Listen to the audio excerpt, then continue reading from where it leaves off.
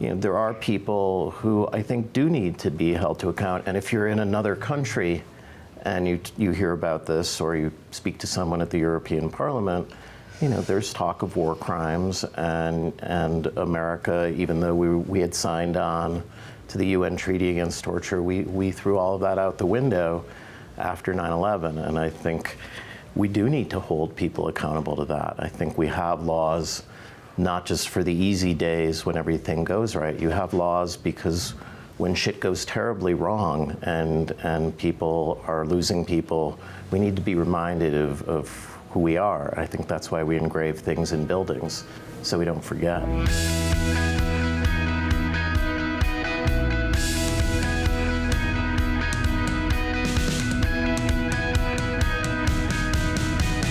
I started doing research on the program. Mainly, I started with the two psychologists who created the program. And in doing my research, I found my face buried, can I borrow this? In the Senate Intelligence Committee report. And I called Senator Feinstein's office and I said, I'm a citizen of California and I would love to talk to the lead investigator who wrote this. And they put me in touch with Daniel Jones, and we were off and running. What the movie tries to deal with are all these obstacles that Dan has to conquer to get the story out. And one of the things that occurs during the time that the report is being written is Zero Dark 30 appears on the landscape. And it was a huge movie, and it was represented as the definitive story of how we got bin Laden. And so while that movie is being supported by the Obama administration, by the CIA, by a multi-million-dollar ad campaign, Dan Jones is in a basement putting together a narrative that is not consistent with that film. And so, what I wanted to do was show that this is another obstacle that Dan has to overcome.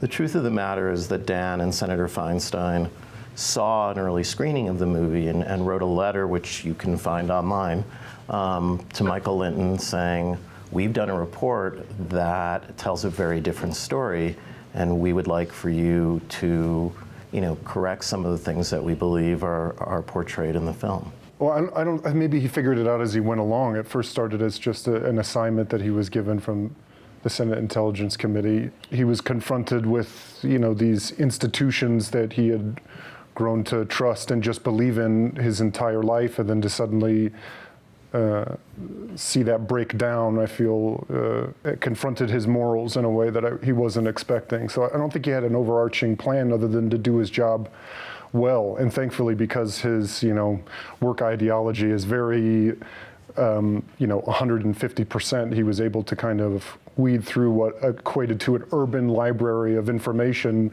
almost on his own, and uncover the truth about it. And then, in the midst, literally doing it in a basement alone with the world kind of being fed a different story, it requires an incredible will.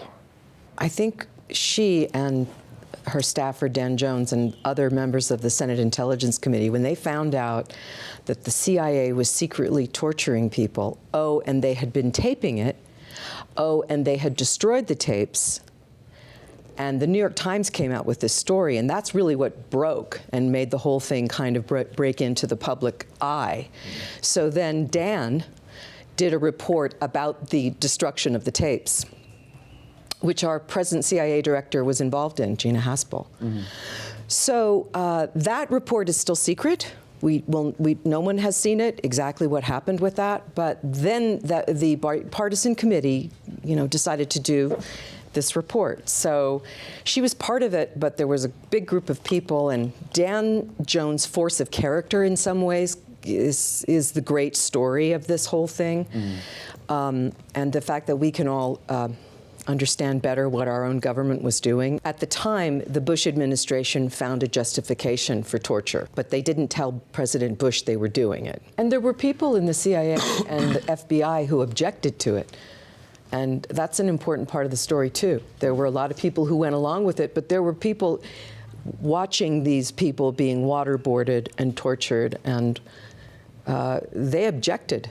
And they quit, and many of them paid a price for that. So it's worthy of debate, the whole thing. Another thing that the movie presents is that government, when it works right, works. And when people are held to account, and when people do their jobs, and when people work together, when people kind of step aside from partisan politics to represent what's good, for the good of the country, for the good of everybody, then it works. And I think that we're in a very weird time now where the holding up your own team is more important than the good of the country. Let's shut down the government. Let's make sure nothing works. Let's put a bunch of people out of work because, I'm not getting what I want. My side's not getting what they want. That's not how it was drawn up. That's not how it works.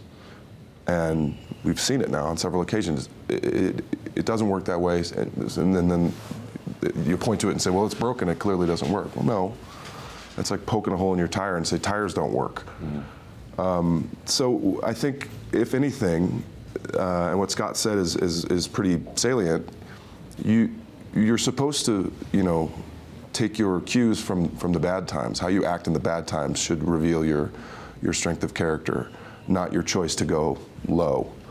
But we've gone through craziness before as a country, and we've come out on the other side marginally better.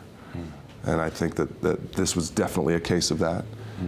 Through the work of people like Senator Feinstein and Dan Jones, the thankless work. One person almost lost his job and went to jail, and the other person could have not gotten reelected. They're not doing this for personal gain. They're doing it because it's right, and it's for the good of this thing that we believe in.